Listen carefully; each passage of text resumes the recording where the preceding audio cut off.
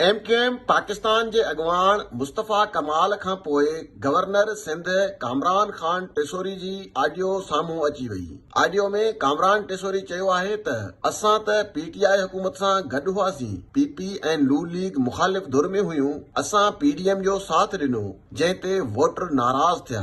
पहिरियों असांखे 7 सीटूं मिलियूं हुयूं, इहो ई असांजो वोट बैग हुयो। अॼु असांखे वोट नाहे मिलियो। हुकूमत में शामिल थियण बदिले हिकु वज़ारत ॾिनी पई वञे ऐं हू गवर्नर सिंध पंहिंजो आणे रहिया आहिनि। कामरान टिसोरी चयो त कुझु मिले बि न ऐं हुकूमत में वञूं त हशर तमामु ख़राब थियण वारो आहे।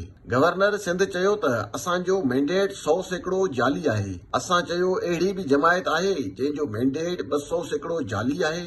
गवर्नर सिंध मुताबिक़ पीपी दबाव विझी रही आहे त गवर्नर सिंध एमक्यूएम जो न हुजे। हू हिकु शख़्स खे गवर्नर बणाइण चाहिनि था।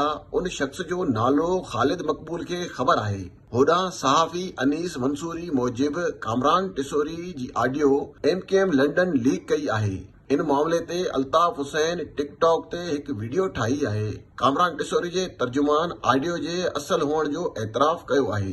इन ऑडियो में तरमीम कई वई आहे। अनीस मंसूरी मूजिब मूं जेका ऑडियो लीक कई आहे उन में का बि तरमीम न कई वई आहे।